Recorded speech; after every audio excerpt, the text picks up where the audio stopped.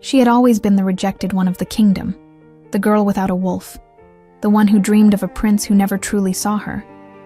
For years, she believed she was chasing an impossible love, until the day she thought she would finally be kissed by him. But the kiss did not come from the prince. It came from his older brother, the silent king, who had always watched her from the shadows.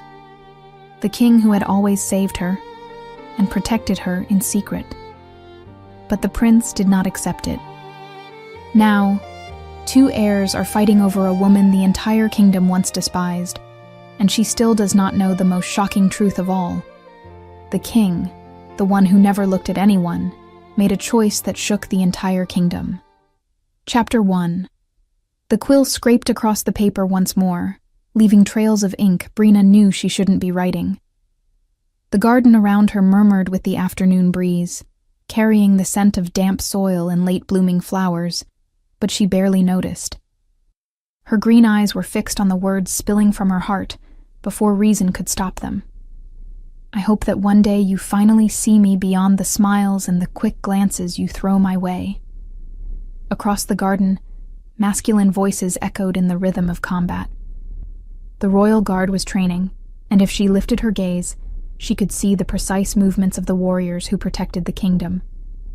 Men and women who had gone through the same trials she had. The difference was simple and brutal. They had transformed. She had not. I hope that one day you realize that while you walk past, I stay, always waiting for something that may never come.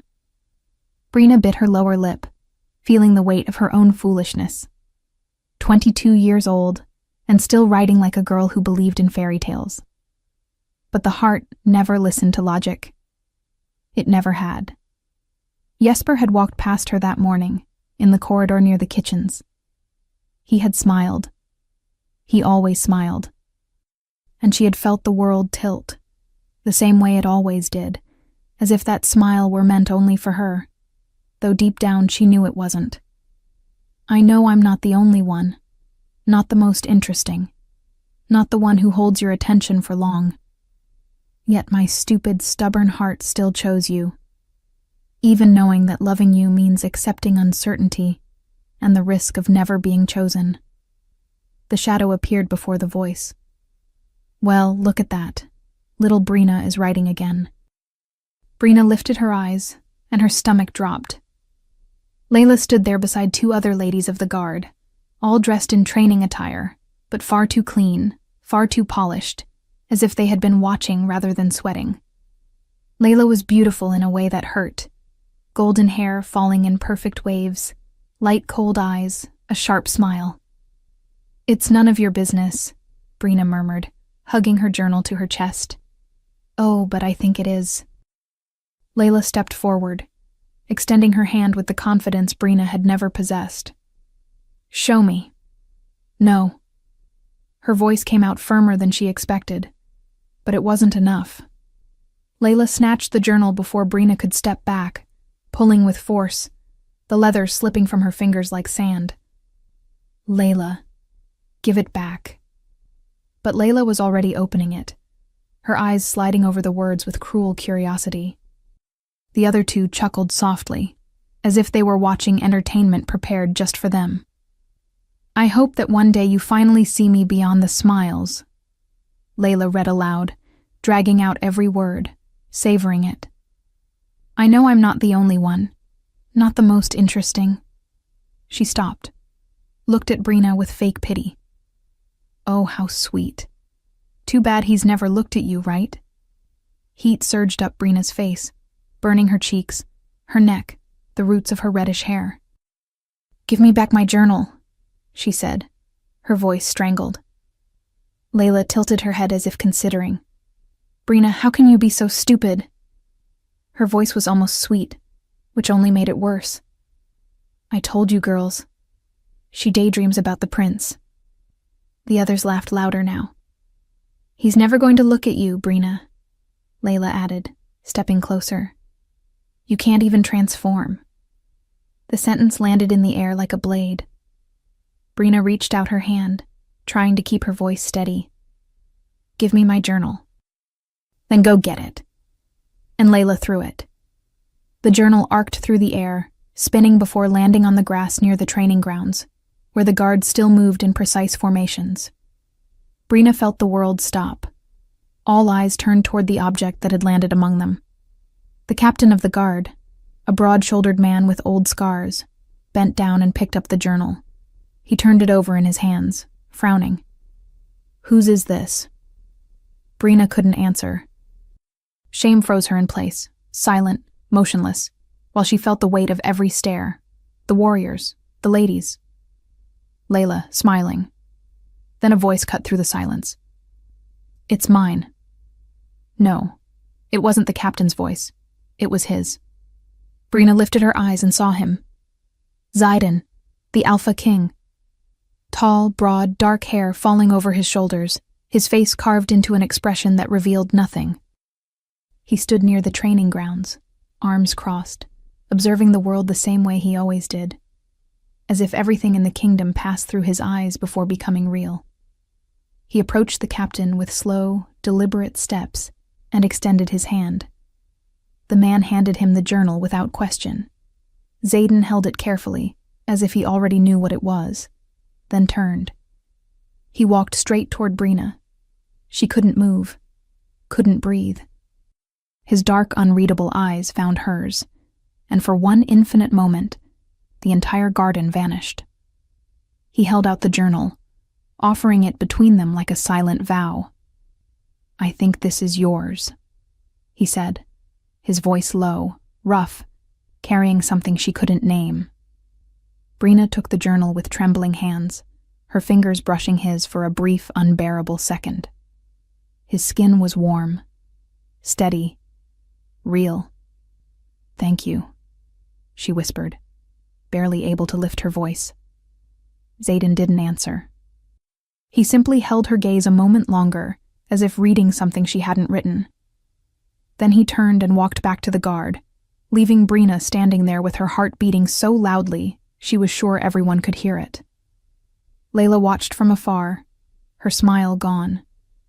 Brina clutched the journal to her chest and left the garden without looking back. That night, Brina couldn't sleep. She lay on the small bed she shared with her mother in the quarters reserved for those who served the crown, staring at the dark wooden ceiling while the journal rested beneath her pillow. The king's gesture echoed in her mind, replayed and dissected detail by detail. The way he had walked toward her, the low voice, the gaze that seemed to see through her. Zidane was difficult to decipher. He was 27, yet carried a presence that felt older, as if he had lived entire lives before this one. Brina remembered him as a teenager, at 15, when his father died in battle against another wolf kingdom, and the weight of the crown fell on shoulders that had barely finished growing. She had been only 10 then, but the image stayed carved in her memory. A boy trying to look like a man, standing in the throne room with dry eyes and a clenched jaw, while the entire kingdom waited to see if he would break. He didn't. 2 years later, when his mother succumbed to the illness that had consumed her for so long, Zidane cried alone. No one saw, but everyone knew. And when he emerged from that grief, he came out different, harder, distant, more king than boy. Brina saw him sometimes in the corridors, during trainings, during council meetings where she delivered documents her mother organized. He was tall, absurdly tall, with shoulders built to carry the world. His muscles were not sculpted by vanity, but by years of real combat, brutal drills, battles that left marks. His hair fascinated her most, embarrassingly so. Dark, long, heavy, falling over his shoulders and neck, often damp after training, a few strands sticking to his forehead and jaw. He never seemed to care. He didn't tie it, didn't trim it. Let it fall wild, like another part of him that refused control. He was beautiful in a way that hurt. Not because of the beauty itself, but because of the distance. Every woman in the castle had tried something with him, every single one. Layla had been the most obvious, showing up to training sessions with strategic necklines and rehearsed smiles. Nothing. Xaden never looked, never yielded. It was as if he had built a wall around himself no one could climb. And then there was Jesper. Brina sighed, turning in bed.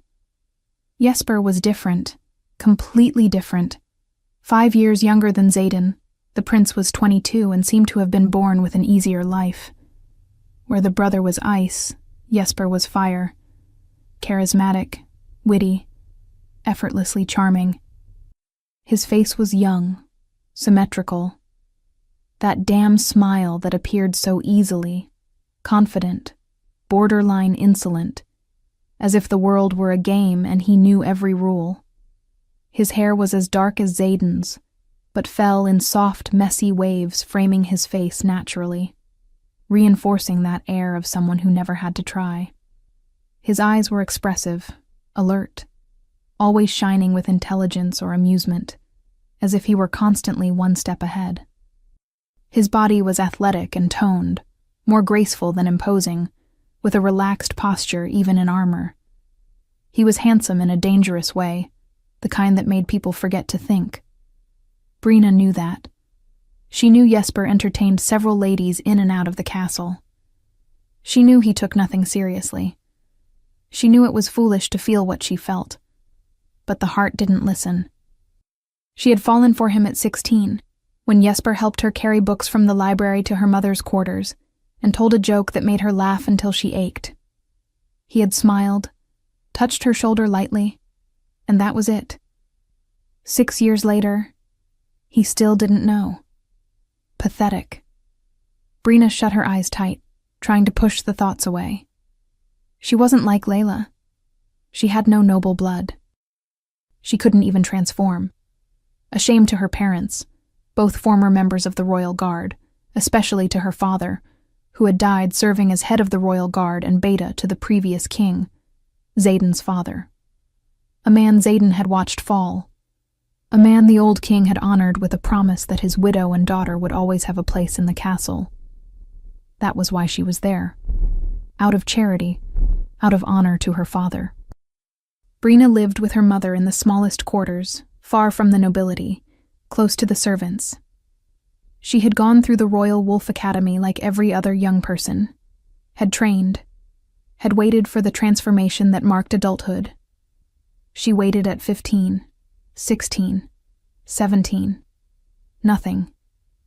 At 18, when it became clear her wolf would not come, Brina was assigned to administrative duties.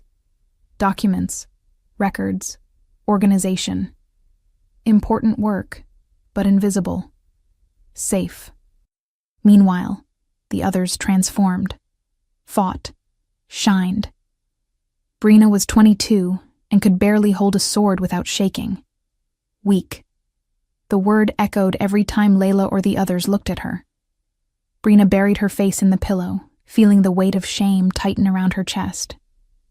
On the other side of the castle, Xaden sat in the office that once belonged to his father, surrounded by maps and reports that should have held his full attention. But his mind was in the garden. With her. Xaden rubbed a hand over his face, feeling exhaustion settle into his bones. He shouldn't be thinking about Brina. He shouldn't be thinking about how she had stood there, vulnerable, exposed, holding that damn journal as if it were the only thing that mattered. He shouldn't remember her wide green eyes, the way she whispered thank you with a voice that sounded like it might break. But he did. He remembered everything. Brina had grown up in the castle, a constant, almost invisible presence. He saw her sometimes, carrying papers, helping her mother, sitting alone in the garden with that distant look, as if lost in thoughts no one else could hear. Her hair looked like fire, long to her waist, waves catching red under the light. She was beautiful. Painfully beautiful. And she had no idea. Xaden knew because he saw how she moved through the castle. Shoulders slightly curved inward, as if trying to occupy less space. As if she believed she was less than she was. The other ladies treated her poorly, and Brina let it happen. She didn't fight back. It irritated him more than it should. She is not my responsibility. But she was. Technically, she was. Xaden had made a promise to her father. Not directly, but he had been there when the man died, when he held the hand of the guard captain and heard his final words. Take care of them. Take care of my family. Xaden's father had promised, had given the widow and daughter a safe place in the castle. And when Xaden inherited the crown, he inherited that promise too. So yes, technically, Brina was his responsibility. Nothing more. Xaden leaned back in his chair and closed his eyes. Nothing more. But the way his heart had pounded when he saw her journal fall near the guards, when he saw Layla smiling with calculated cruelty, when he realized Brina was about to be humiliated in front of everyone. That wasn't just responsibility. Xaden opened his eyes, staring into nothing. He couldn't feel this. He shouldn't. He had a kingdom to rule, real threats to face, decisions that affected thousands.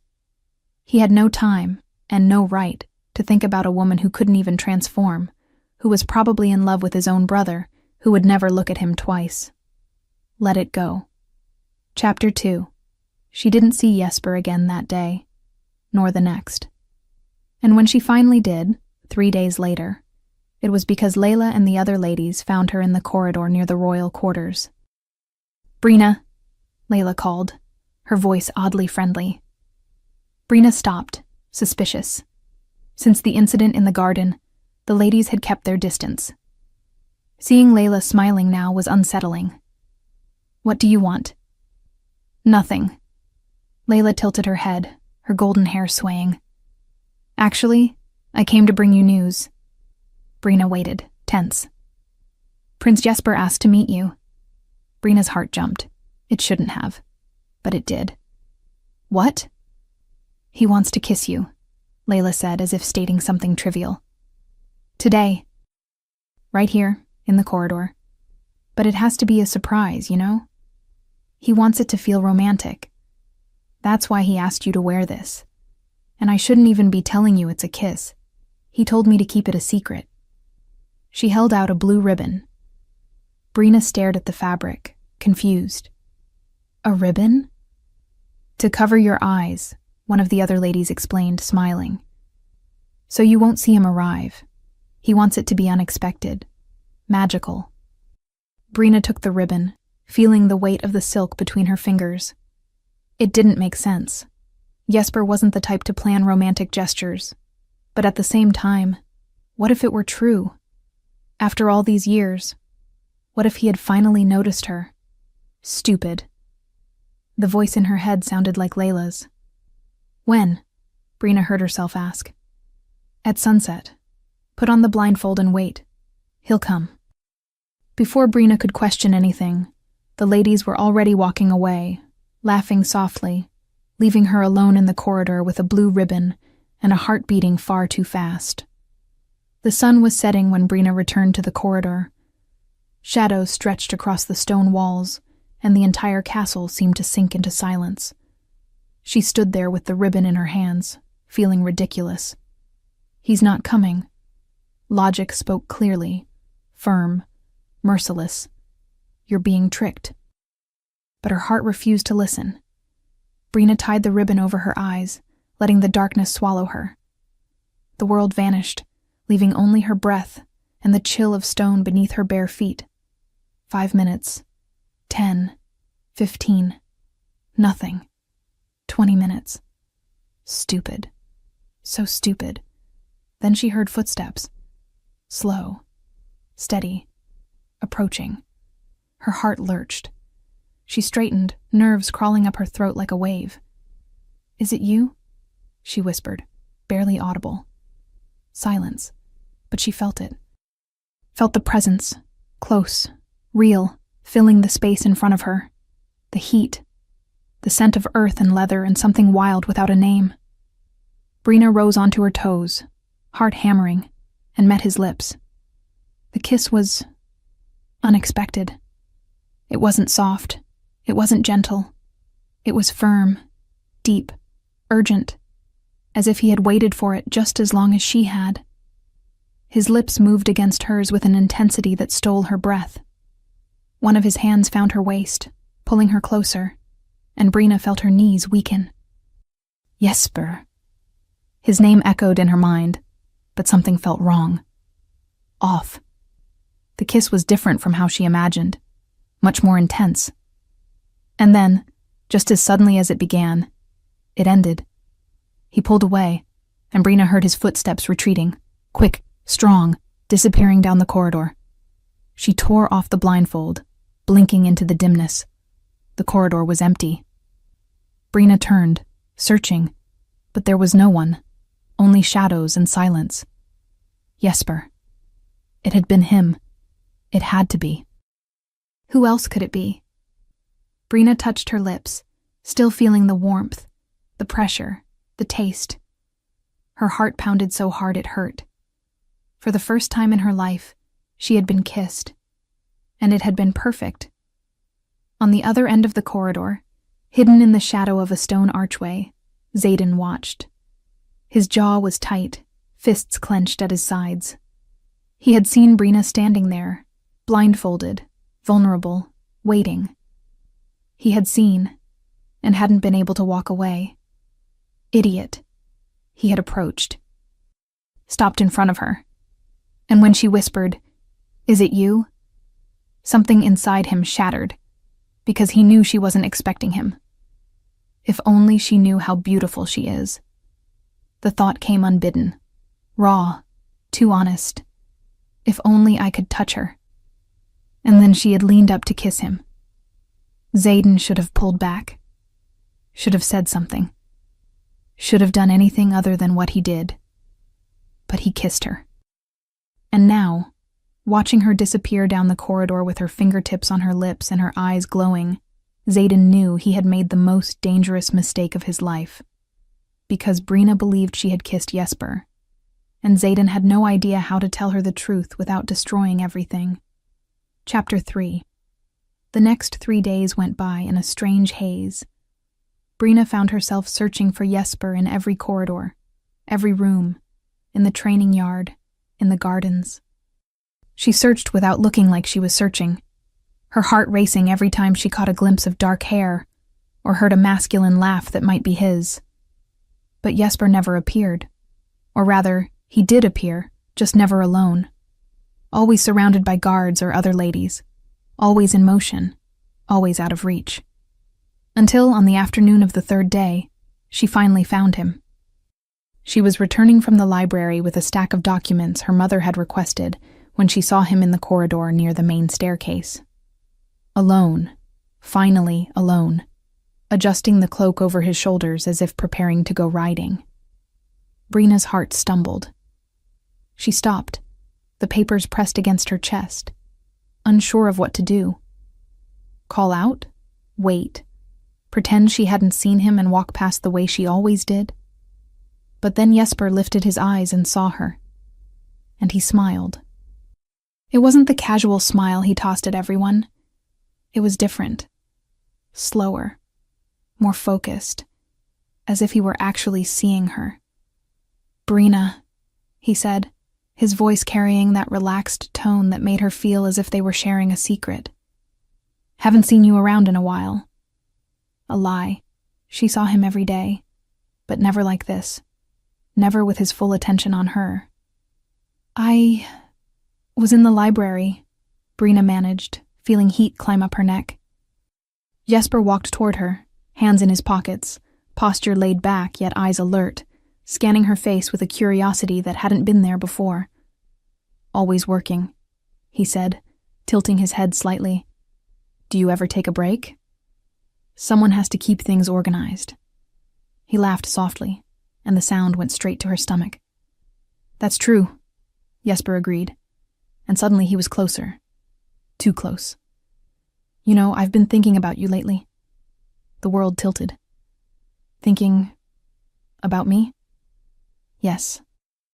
Jesper held her gaze, and there was something there. Something that felt real, intense. "I don't think I've given you the attention you deserve." Brina couldn't respond. Her throat had closed, her heart pounding so loudly it drowned out any coherent thought. It was him. He was the one who kissed me.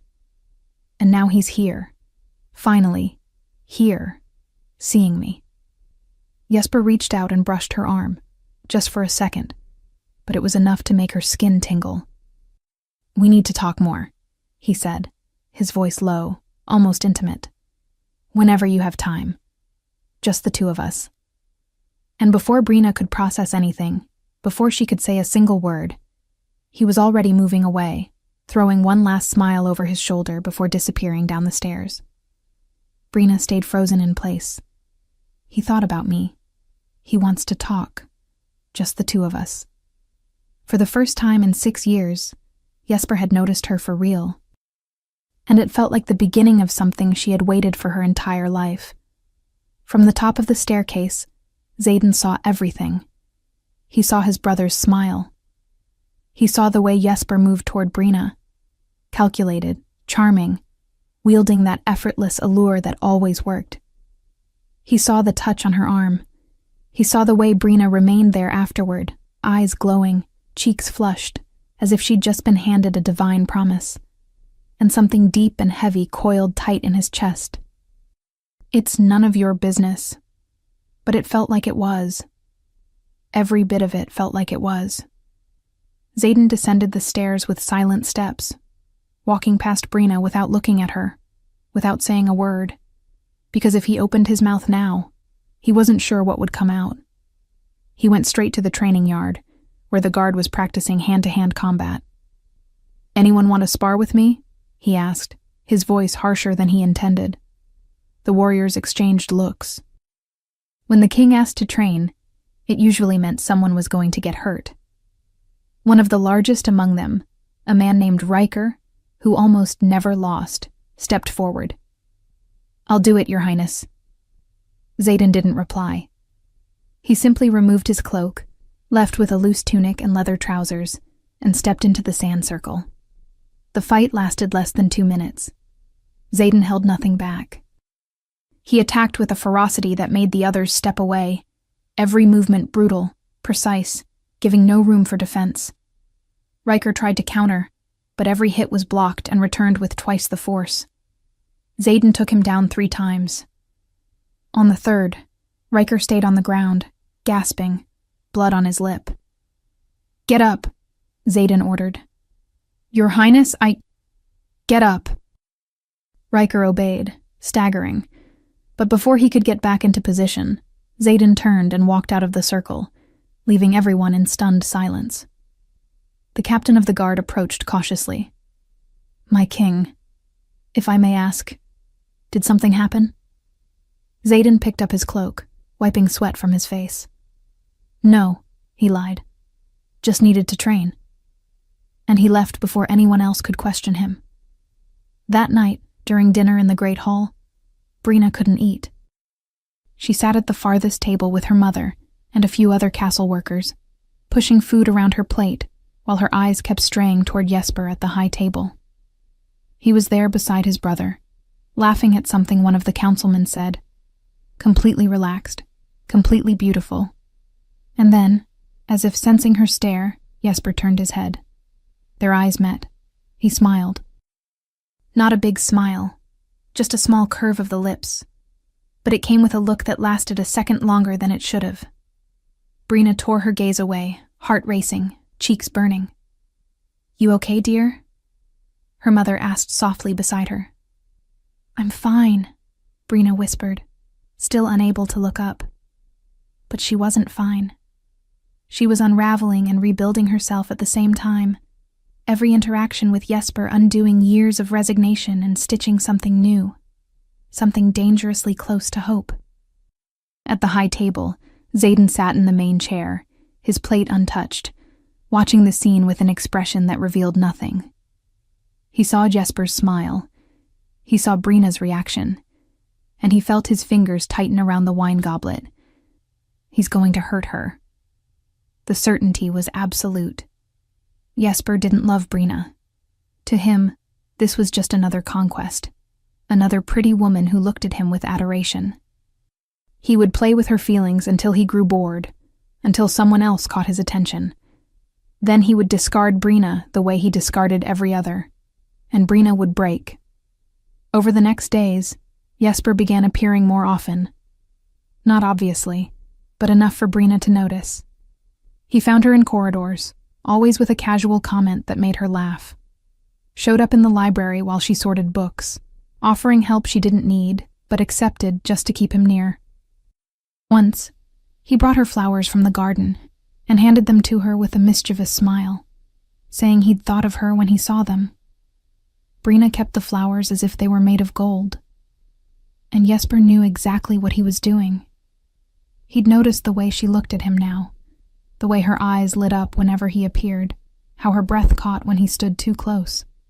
It was pure adoration, no games, no masks, and it was pleasant, easy.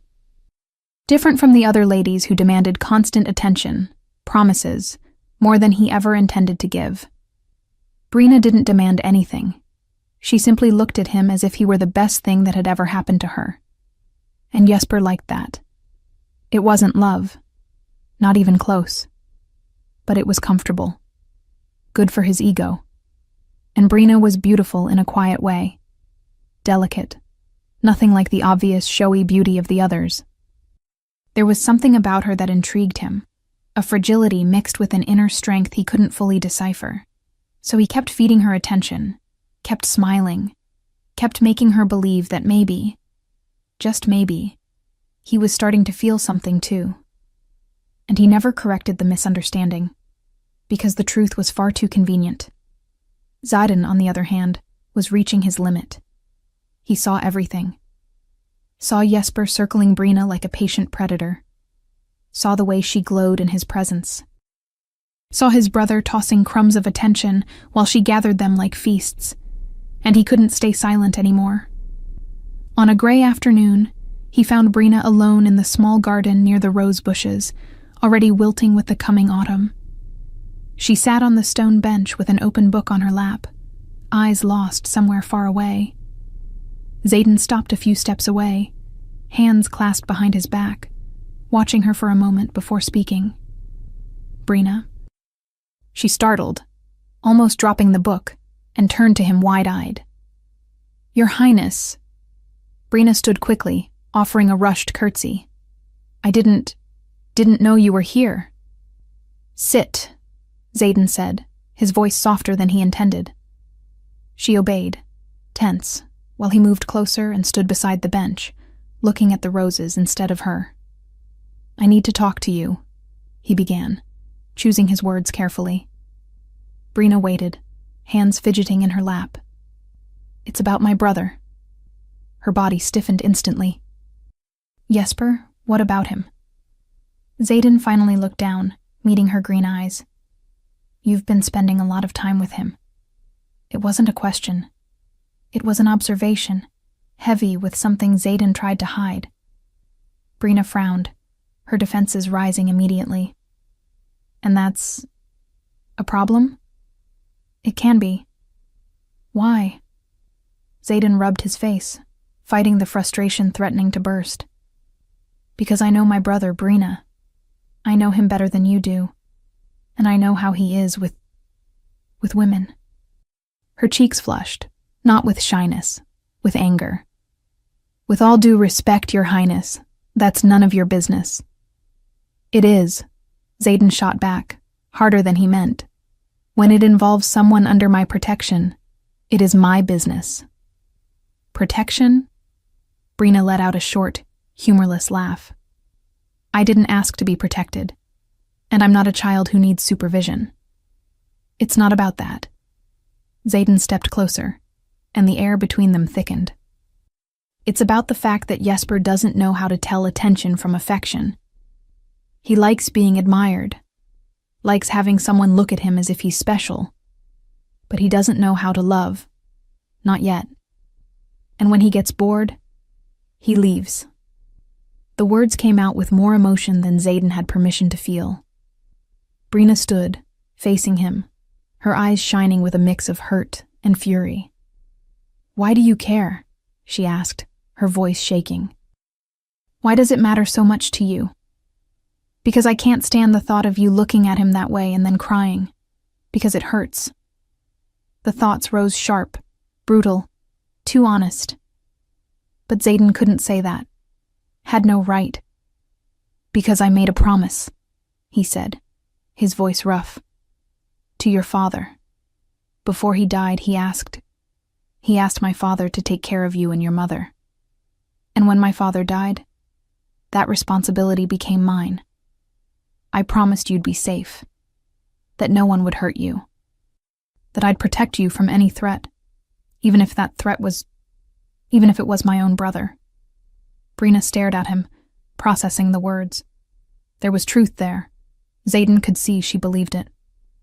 "A promise," she repeated, voice lower now. "Yes. So that's all it is? Responsibility?" "No."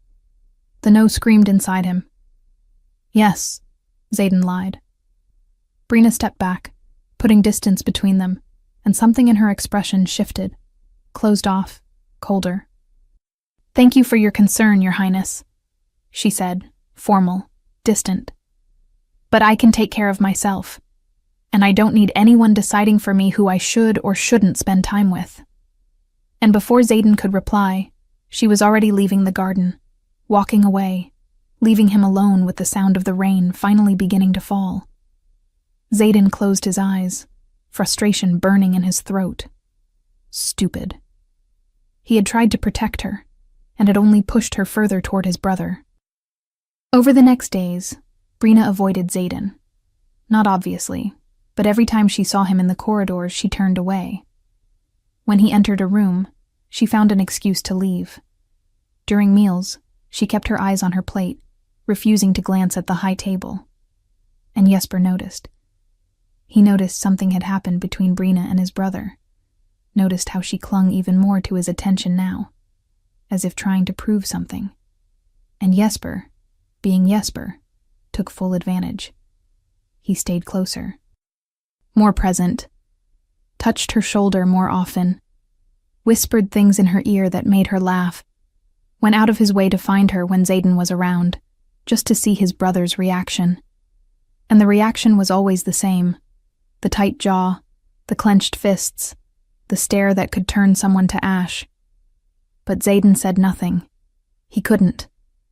Not without revealing something he himself didn't want to admit. It was late one night when Brina ran into Xaden in the corridor near the library. She was returning to her quarters with a candle in hand, far too late to be awake, but sleep wouldn't come. Then she saw him stepping out of the library with a book under his arm, his hair damp as if he had just bathed, his tunic open at the chest revealing marked skin and defined muscles. They stopped at the same time. The corridor was empty, silent. Only the faint torchlight along the walls and her candle creating flickering shadows. "Brina," Xaden said, his voice low. "Your Highness." He stepped toward her, and Brina felt her heart race without permission. "You're avoiding me," he said, not a question. "I am," she admitted, lifting her chin. "I thought it was for the best, after our conversation." Xaden stopped just a few steps away, too close. "I didn't mean to offend you." "But you did." "Brina, you have no right." The words escaped before she could stop them. "You have no right to decide what's best for me. You don't know me. You don't know what I feel. And you can't just show up and tell me I'm wrong for liking someone." Her voice trembled at the end, betraying more emotion than she intended. Xaden closed his eyes for a moment, jaw tight. "I know," he said, opening them again. And there was something raw there, something vulnerable. "I know I have no right, but I can't stay silent and watch you get hurt." "How do you know I'll get hurt?" "Because I know my brother. And because—" He stopped, the words dying in his throat. "Because what?" Brina pressed, stepping closer, the candle trembling in her hand. Xaden looked at her, really looked, and for a moment Brina saw everything he was trying to hide. The inner battle, the conflict, the desire he refused to name. Because you deserve more, Xaden finally said, his voice hoarse. You deserve someone who chooses you. Someone who doesn't play with your feelings. The air between them thickened. Brina felt her breath catch. And you think Jesper can't be that person? I know he can't, because that person should be me. But Xaden didn't say that. He couldn't. So he simply held her gaze, letting the silence speak for him. And then, because staying was becoming unbearable, he turned and walked away, leaving Brina alone in the corridor with a candle trembling as much as her hands. Layla watched everything from afar. She had seen the way the king looked at Brina. She had seen the attention Jesper gave her, and she felt jealousy burn like acid. What does she have that I don't? Layla had tried with Xaden. She had done everything right. She dressed well, fought well, showed strength and beauty, everything a king should want in a partner. But he never looked, never bent. And now he was looking at Brina, at the girl who couldn't even transform. And Jesper was giving her attention too, after giving Layla attention for weeks, making her believe something might happen. But now he only had eyes for Brina. And Layla wasn't going to accept that. She turned to the two ladies accompanying her, a cold smile curving her lips. I think it's time we teach Brina a lesson, she said, her voice low and venomous. A lesson she'll never forget. The other two exchanged looks, understanding perfectly. Chapter 4. That cold morning, Brina was in the smaller gardens, helping her mother gather the last herbs before the frost, when she saw Layla approaching. Alone, for the first time in weeks. Without the other ladies, without the cruel smile, just a neutral expression, almost tired. Brina straightened, tense, bracing herself for a verbal attack. But it didn't come. Brina. Layla stopped a few steps away, hands clasped in front of her body. May I speak with you? Speak? Brina couldn't hide her suspicion. Yes, alone. Just, please, hear me out. There was something different in her tone, something that almost sounded like remorse. Brina's mother shot her a warning look, but Brina gave a small shake of her head. It's fine, Mother. I'll be right back. Layla turned and began to walk, and Brina followed, keeping her distance. They crossed the main gardens, past the stables, and followed the stone path that led to the river cutting through the castle lands. The water ran fast there, swollen by recent rains, its constant roar muffling any other sound. When they reached the riverbank, Layla finally stopped and turned. I know I was horrible to you, she began, and her voice sounded sincere. I know I treated you badly, that I was cruel, and I wanted to apologize. Brina blinked, too surprised to respond right away. Apologize? Yes. Layla lowered her eyes, looking genuinely ashamed. I was jealous of you, of the way people look at you, the way the king treats you. It's not an excuse, I know, but it's the truth. Brina didn't know what to say. She hadn't expected this. Hadn't expected Layla to be capable of admitting something like that. I don't want any of that, Brina murmured. I don't want attention. I don't want enemies. I just want to live in peace, Layla finished, offering a faint smile. I know. And you deserve that. That's why I wanted to talk. To clear the air. So we can, I don't know, start over. She held out her hand. Brina looked at the outstretched hand, feeling relief begin to loosen the tension in her shoulders. Maybe things could get better. Maybe Layla was being sincere. She reached out to take her hand, and that was when she felt the shove. Hard. Brutal. From behind. Brina didn't even have time to scream before she fell, her body twisting in midair, arms flailing for something that wasn't there. The water swallowed her in an icy shock that ripped all the air from her lungs. Cold, so cold it burned. Brina fought to rise, to reach the surface, but the current dragged her under, strong and relentless. She managed to lift her head for a single second, just long enough to see the three ladies on the bank. Layla in the center, the other two beside her, all watching. "This is a lesson, Brina," Layla shouted over the roar of the water. "So you learn where you belong." And then Brina was pulled under again, the current carrying her downstream. Water flooded her mouth and nose, burning. She tried to swim, tried to fight, but her strength was fading. The cold was stealing her movements, making her limbs heavy, useless. She struck rocks, pain exploding through her shoulder, her hip. She swallowed more water. "I'm going to die.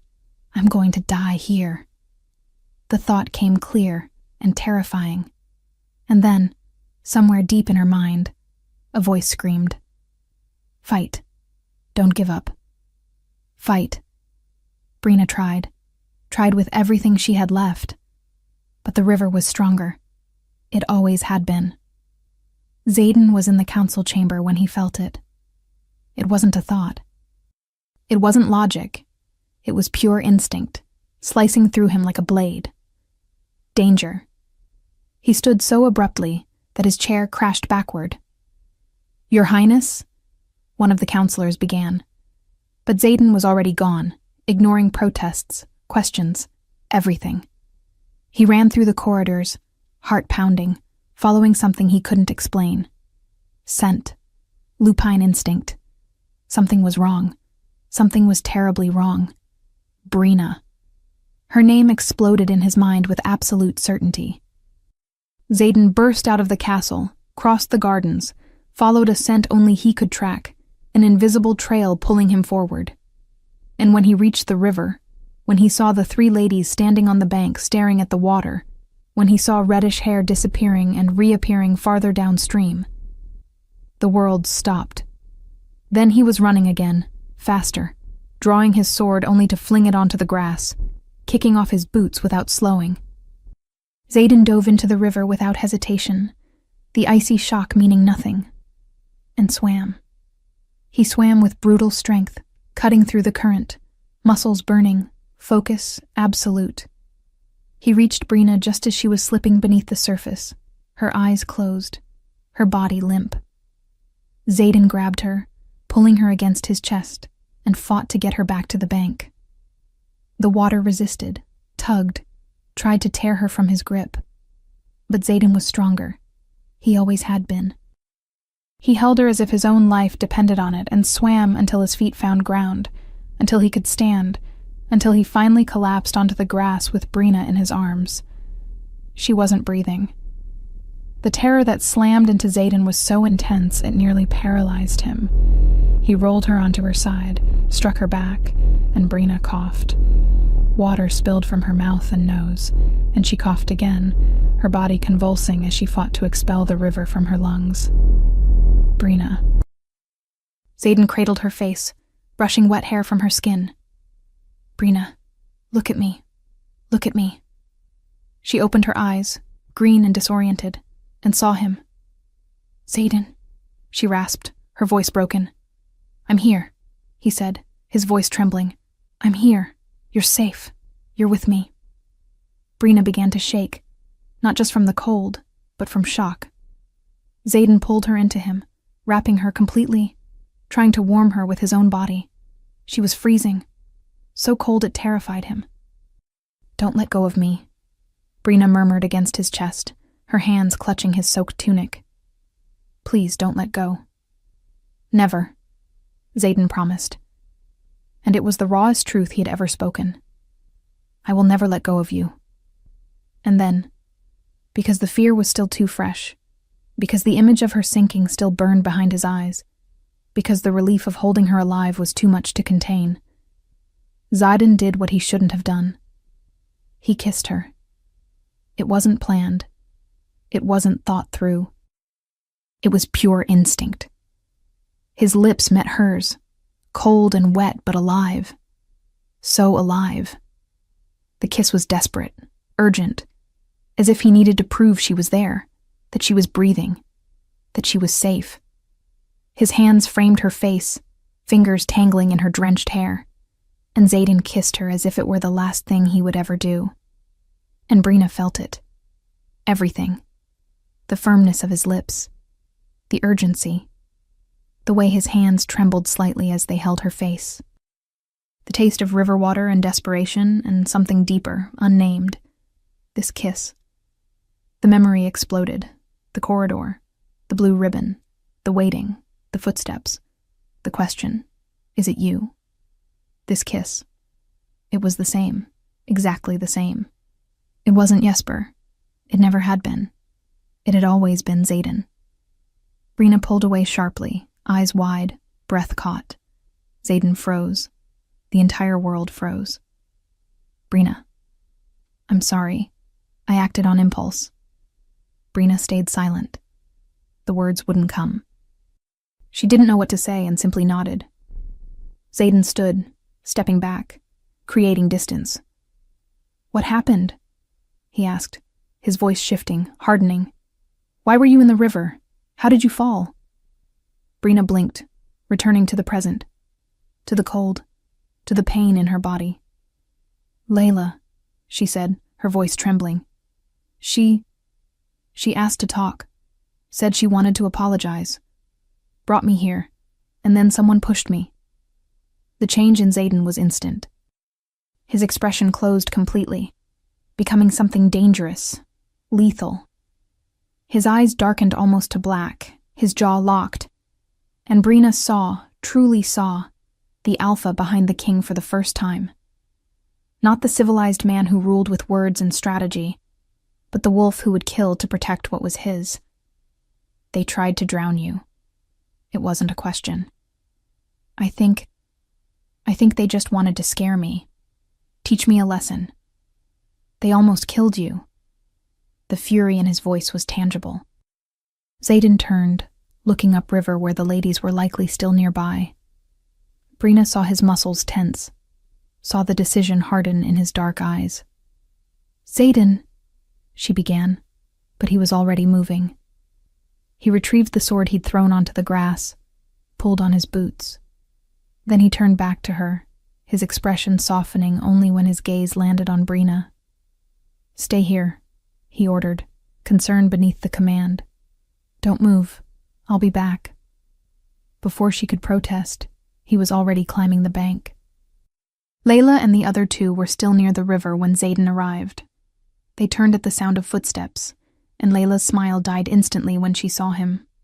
The king was soaked, dark hair dripping, tunic plastered to his body, and something in the way he moved made their survival instincts scream.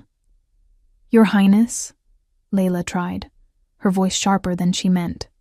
We were only... Silence. Xaden cut in, the word a blade. He stopped in front of them, and all three stepped back instinctively. You pushed Brina into the river. It wasn't a question. It was an accusation. It was just a joke, one of the others tried. We didn't mean... You nearly killed her. The silence that followed was absolute. Xaden looked at each of them slowly, and when he spoke again, his voice was low, controlled, more terrifying than any shout. You will return to the castle. You will go straight to your quarters.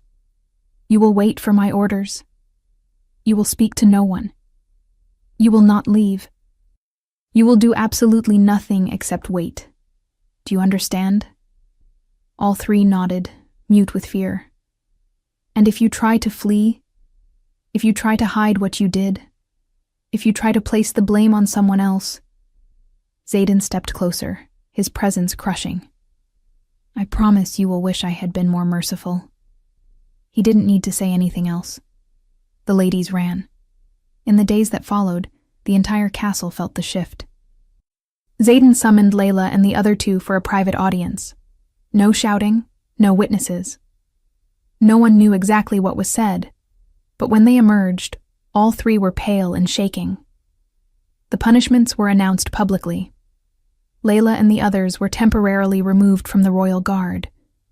not expelled, but demoted, reassigned to lesser duties, far from elite training, far from the court's social circles. They lost access to noble quarters and were moved to simpler accommodations. They lost the privilege of attending banquets, balls, and important gatherings. For women accustomed to status, admiration, and social power, it was a brutal fall. And Xaden made it unmistakably clear in a short but devastating declaration in the main hall. Anyone who touches Brina again, by word, by action, or even by look, will answer directly to me, and there will be no second chance. The hall fell into deadly silence. The message was received. From that moment on, Brina was no longer an easy target, not because she had suddenly become strong, but because she had been chosen to be protected, by the king, by the Alpha, and no one was foolish enough to challenge that. Brina spent the following days in a strange state of confusion. She had survived.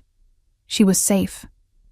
But everything she thought she knew about herself, about what she felt, had been shattered and rebuilt into something new. It was never Jesper. Every time the thought returned, Brina felt the ground vanish a little more beneath her feet. She began to distance herself from him, not dramatically, but in small ways. When Jesper sought her out in the corridors, she made excuses. When he brought her flowers, she thanked him but no longer kept them. When he tried to talk, she kept her answers brief, polite, distant. And Jesper noticed. For the first time in his life, he realized he was losing something, and he didn't like it. He was used to being the center, used to getting attention whenever he wanted, used to being desired, admired, chosen. But now Brina looked at him differently, as if she were seeing through him, as if everything she once felt had evaporated. And worse, she was looking at his brother. Jesper saw it, saw how Brina searched for Xaden with her eyes during meals, saw how she tensed whenever the king entered a room, saw the way they avoided being alone together, as if afraid of what might happen. And for the first time, Jesper felt real jealousy. Jesper decided to confront Brina and found her in the garden, alone, sitting on the same bench she often used, staring at roses now completely wilted by the cold. She was so lost in thought she didn't hear his steps. Brina. She turned, and Jesper was there, closer than she expected. Something was different about him today. Something tense. His eyes lacked their usual playful shine. Jesper. She stood, instinctively creating distance. I was just leaving. No. He stepped forward when she tried to pass. You're not. Not before we talk. I need to go. No. Jesper moved closer, and Brina felt her back hit the bench. There was nowhere to go. You're avoiding me. You're different. Jesper, please. You still like me, he said. And it wasn't a question. It was a declaration fueled by the certainty of someone who had never been rejected. I know you do. You always have. Everyone knows. Things have changed, Brina tried, her voice weaker than she wanted. And on impulse, Jesper leaned in to kiss her. No. Brina turned her face away, pushing against his chest. No, Jesper. Stop. But he didn't. Brina, stop fighting this. His voice dropped, persuasive, dangerous. You want me. You always have. You just need to stop thinking and feel. He tried again, hands rising to grip her face, forcing her to look at him. Brina pushed harder, heart racing. Not with desire, but fear. I said no, she managed, her voice shaking. Jesper, let me go. Please. Why are you doing this? Frustration now edged his voice. Why are you being difficult? You always looked at me like I was everything. And now that I finally see you, now that I want you, you pull away. Because I don't want you. The words came out hard, honest. Just let me go. Please. But Jesper didn't let go. He was too used to getting what he wanted, too used to being desired. And wounded pride turned into dangerous stubbornness. He tried to kiss her again, this time more forcefully, leaning in, holding her in place. Panic exploded inside Brina. She tried to push him away, tried to twist free, but she was trapped between him and the bench, and Jesper was stronger. And she didn't know how to stop him without screaming, without causing a scandal that would destroy everything. And then he was gone. It happened so fast Brina barely saw it. One moment Jesper was looming over her. The next, he was flying backward, yanked away by hands she recognized. Xaden. The king was there, eyes blazing with fury, jaw locked, and something wild in him Brina had never seen before. This wasn't the civilized man who ruled with words. This was the wolf, the alpha, pure and lethal. "Get away from her," he growled, his voice low and rough, vibrating with barely restrained violence. Jesper stumbled, catching his balance, looking genuinely shocked for a second. Then pride surged back, and he straightened. "This is none of your business, brother." "None of my business?" Xaden stepped forward, his presence crushing. "You were forcing her. She told you no, and you kept going." "She's confused," Jesper shot back, his voice rising. "Confused because of you. You got into her head, made her think—" "She told you no," Xaden cut in, each word a blade. "That doesn't mean confusion. It doesn't mean you get to insist. It means no." "Since when do you care about this?" Jesper shouted, real hurt breaking through. "Since when do you care about anything besides the damned kingdom? Since when does Brina matter this much to you?" The silence that followed was heavy. Xaden didn't answer with words, but the look he gave Brina, quick, vulnerable, said everything. And Jesper saw it. "You." Jesper let out a humorless laugh. "You feel something for her. That's ridiculous. She can't even transform. For the good of the kingdom, you shouldn't even want her. She's weak." The punch hit Jesper before he could finish. It was sharp, violent, precise. It connected with his jaw hard enough to snap his head sideways, hard enough to knock the breath from his lungs. Jesper dropped to his knees, a hand flying to his face, blood spilling from his split lip. "No," Xaden said, his voice deathly calm. "You don't speak about her like that. You don't speak about her at all. You don't look at her. You don't go near her. Ever again." Jesper spat blood onto the grass, lifting his eyes to meet his brother's. "Does she love you?" he asked, his voice warped. "Is that it? Did you finally find someone who looks at you without fear?" "Get up," Xaden ordered, ignoring the question. "Why?" Jesper smiled, bitter, cruel. "Going to hit me again? Hurt your own brother over a girl who—" "I said get up." Jesper obeyed, unsteady, wiping blood away with the back of his hand. For a moment it looked like he might strike back. His muscles tensed, fists clenched. "Don't make me fight you," Xaden said quietly. But the warning was real.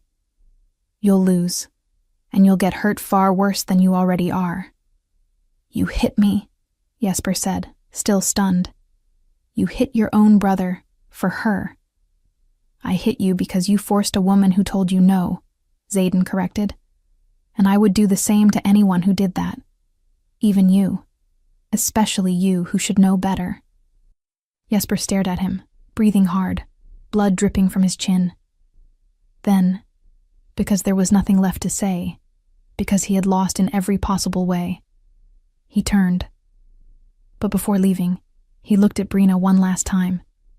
"Say it," he asked, his voice rough.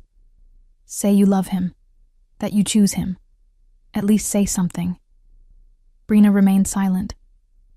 Jesper let out a broken laugh and left the garden, trailing blood and shattered pride behind him.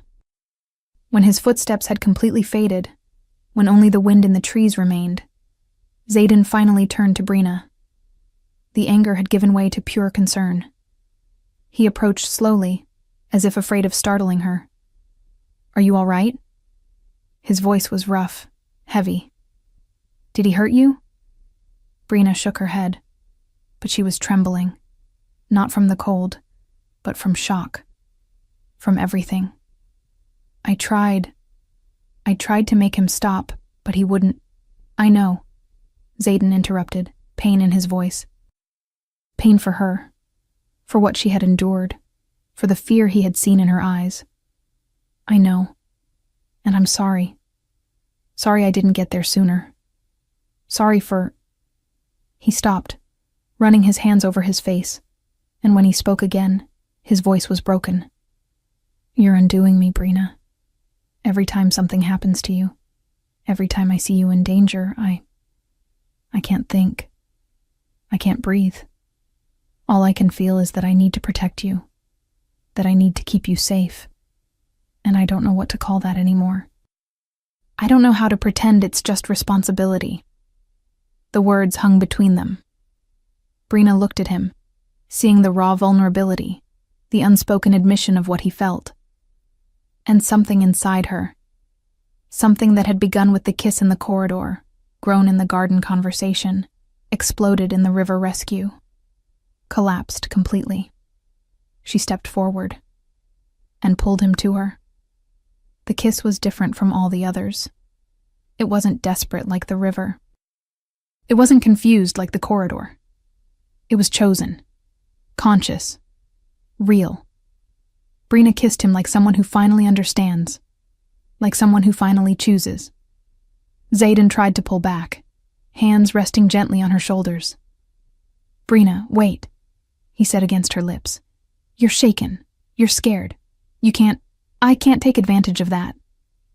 "I'm not confused," Brina replied, holding his face, forcing him to meet her eyes. "I like you, Xaden. I don't know when it started. Maybe it was always there and I was just looking in the wrong direction. But I like you. And I don't want you to push me away. Not again." Xaden searched her face for doubt, for hesitation. He found none. And then, finally, he gave in. The kiss deepened, urgent and intense, hands tangling in hair, bodies pressing closer. It wasn't gentle. It was pure need, months of restraint erupting all at once. When they finally pulled apart, both were breathless. Xaden rested his forehead against hers, eyes closed. "This changes everything," he murmured. Chapter 5. The days that followed passed with a new kind of strangeness. Brina and Xaden no longer hid. Not completely. They weren't obvious. They didn't make public displays. But they also didn't pull away when the eyes of the kingdom settled on them. And the kingdom noticed. They noticed the way the king searched for Brina with his gaze during meals in the great hall. They noticed how she no longer looked away when she met his eyes. The murmurs began softly, then grew. The king and the girl without a wolf. Impossible. He had never looked at anyone before. She must have done something. Used something. But the whispers were no longer laced with open cruelty. Not after what had happened to Layla and the others. No one was foolish enough to challenge the king's protection. Brina felt the stares, heard the hushed voices when she passed. But for the first time in her life, she did not shrink. Because when doubt began to creep in, when insecurity threatened to return, she remembered. She remembered the kiss in the garden, the way Xaden had looked at her afterward, raw, vulnerable, admitting without words what he felt. She remembered how he had struck his own brother to protect her, how he had gone into the river without hesitation, how he had always been there, even when she had been too busy looking in the wrong direction. 5 days after the incident in the garden, Xaden found her alone. Brina was in the small room where her mother worked, organizing old guard records, when she heard the door open. She turned, expecting to see her mother returning. It was Xaden.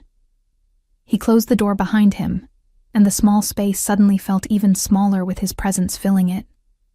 His dark hair was tied back loosely, a few strands escaping and falling across his face. He wore a simple tunic, without his usual formality, and there was something different in his expression, something nervous. "Your Highness," Brina began, but he shook his head. "Xaden," he corrected softly. "When we're alone, it's just Xaden." The name sounded far too intimate coming from his lips. Brina nodded, feeling her heart quicken.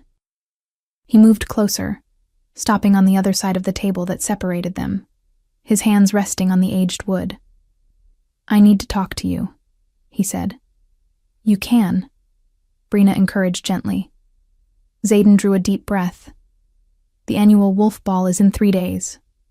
Brina nodded. She knew. Everyone did.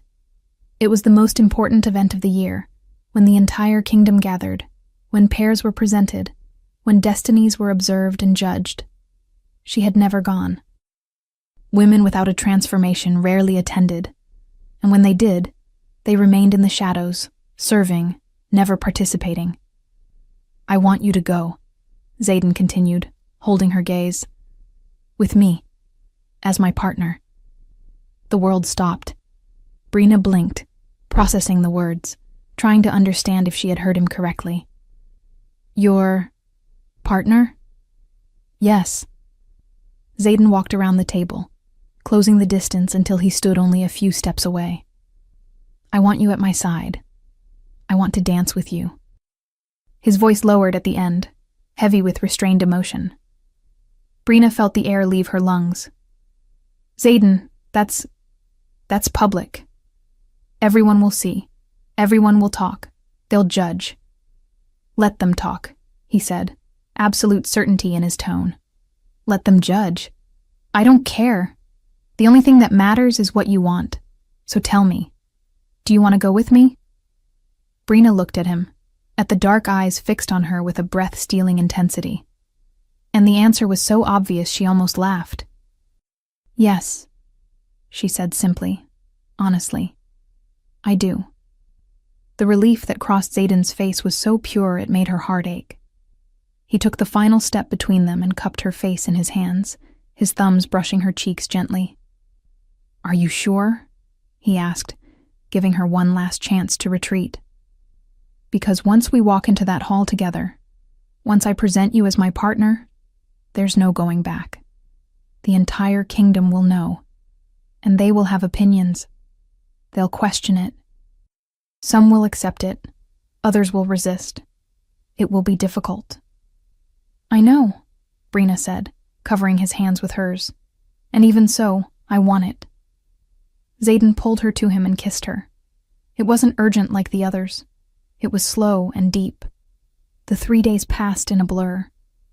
The night of the ball arrived wrapped in mist and promises. The great hall of the castle had been transformed. Torches cast golden light across the stone walls. Long tables along the sides overflowed with food and wine, and the scent of roasted meat and spices filled the air. The entire kingdom seemed to be there. Nobles, warriors, members of the royal guard, counselors, visitors from neighboring territories. All dressed in their finest, drinking, talking, waiting for the king's arrival. Xaden came to fetch Brina himself. He appeared at her quarters at dusk, wearing formal attire for the first time in a long while. A black tunic with subtle silver embroidery, leather trousers, tall boots. His hair was loose, falling over his shoulders, wild as ever, yet somehow perfectly suited to the formality of everything else. He was devastatingly handsome. When Brina opened the door and saw him there, her heart raced. "I came to get you," he said simply, extending his hand. Brina looked back at her mother, who stood behind her with eyes shining with contained emotion. The woman nodded encouragingly. "You look beautiful, my dear," her mother whispered. Brina took a deep breath, smoothed the green dress they had managed to borrow, and placed her hand in Xaden's. He gently guided her into the corridor, then stopped, looking at her as if seeing her for the first time. "You are beautiful," he said, his voice rough. Brina felt her cheeks warm. "Not as much as the others will be." "More," Xaden corrected, lifting her face with one hand. "Infinitely more. Because it's you." And he kissed her there in the corridor, before they entered the hall. A kiss that calmed her nerves and intensified everything at the same time. When they pulled apart, Xaden offered his arm. "Ready?" "No," Brina admitted honestly. "But I'm going anyway." He smiled, a true, rare smile that transformed his entire face. "Then let's go." They walked the corridors together, arm in arm, and when they reached the double doors of the Great Hall, the guards opened them. The sound of conversation inside was loud, chaotic, full of life. But the moment the doors opened fully, the moment everyone saw who was entering, silence fell like a blade. The king. And Brina at his side, his arm linked with hers, presented as if it were the most natural thing in the world. Conversations died. Heads turned. Hundreds of eyes settled on them at once. Brina felt the weight, felt the judgment, felt the shock ripple through the hall like a wave. But Xaden squeezed her arm lightly, a silent gesture of support, and she lifted her chin. They began descending the steps into the main hall, and the crowd parted automatically, creating a path. No one spoke. They only watched, processing, trying to understand what they were seeing. The king had never brought anyone to the ball. Never. In all the years since he had taken the throne, he had always arrived alone, always refused company, always kept his distance. And now, he was there, with Brina at his side, looking at her as if she were the only person in the kingdom. Layla stood near one of the columns, her face pale, her eyes wide with shock and envy. The other ladies watched with expressions that ranged from surprise to resentment. Jesper stood on the opposite side of the hall, and for the first time that night, he looked genuinely unsettled. But Xaden ignored them all. He guided Brina to the center of the hall, where the dance floor awaited, then turned to face her fully, releasing her arm only to take her hand between his. "Everyone is staring," Brina whispered, feeling the burn of so many eyes. "Let them stare," Xaden replied softly, his gaze locked on hers. "Let them see. Let them know. You're here with me because I chose you, and I would choose you 1,000 times more." And then, before the silent, watching kingdom, he drew her into his arms, and they began to dance. And when the music ended, when silence began to settle over the hall, Xaden did something no one expected. He stopped at the center of the hall, Brina still in his arms, and turned to face the entire kingdom. The silence deepened. Absolute. Heavy. Brina felt her stomach drop. What is he doing? Xaden released her waist, but kept her hand firmly in his. Then he raised his voice. Clear, steady, carrying an authority that allowed no challenge. "Many of you are wondering why I brought Brina as my partner tonight," he began. And Brina felt her face burn. She hadn't expected this, hadn't expected a public declaration. "Some of you are judging, questioning my choice."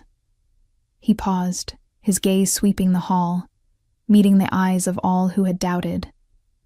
"Let me make something clear," he continued, his voice lowering, but losing none of its power. "Brina is the strongest woman I know, not because she has fought battles, not because she has commanded armies, but because she survived. She survived loss, cruelty, rejection, and still remained kind, remained brave, remained true." Brina felt her eyes sting. She couldn't believe he was saying this. Here, in front of everyone. And tonight, Xaden turned to her, releasing her hand only to cradle her face between his palms.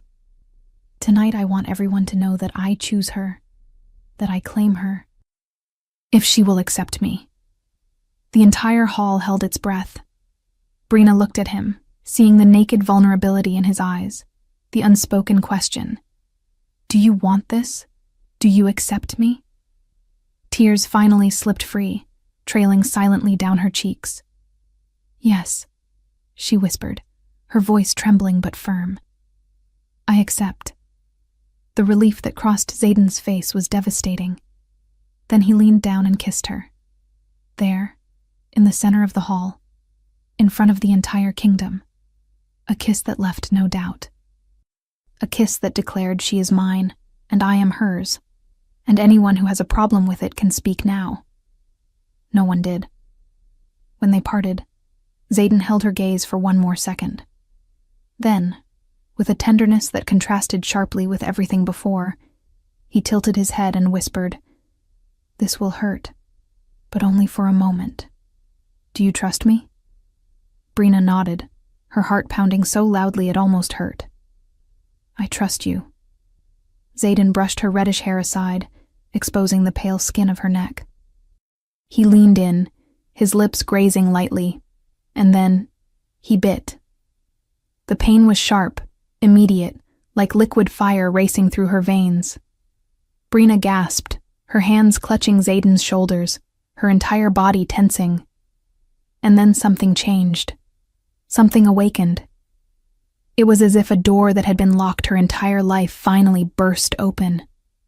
Power exploded through her.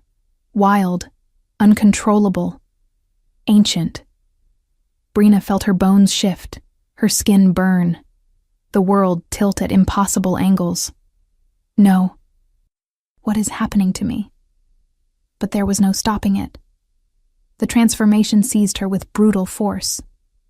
Brina collapsed to her knees, her dress tearing as her body changed, expanded, restructured. She heard screams around her, heard the hall erupt into chaos, but it all felt distant, hazy, irrelevant. The pain was everything. The change was everything. And then, as suddenly as it had begun, it ended. Brina was on all fours on the floor. But she was no longer Brina. She was a wolf, large. Larger than she should have been for a first transformation. Her fur was a reddish brown, like her hair, gleaming under the torchlight. Her eyes were the same green, but now intense, wild, luminous. And the power radiating from her. The entire hall recoiled. Even the most seasoned warriors, even visiting alphas, even Zayden himself took an instinctive step back, overwhelmed by the aura pulsing around her. That was when a voice rose. Ancient, rough, filled with wisdom. The elder of the kingdom, a man with white hair and eyes that had seen centuries, rose from his seat. He approached slowly, without fear, and stopped a few paces from the wolf Brina had become. The most skilled wolves awaken early, he said, his voice echoing through the silent hall. But the most powerful take longer, because when they finally awaken, when they find purpose, connection, their presence is unmatched. He looked at Zayden, then at the wolf, and smiled. She was never weak, he continued. She was only waiting for the right moment to be seen. The elder bowed. Now she shows who she has always been.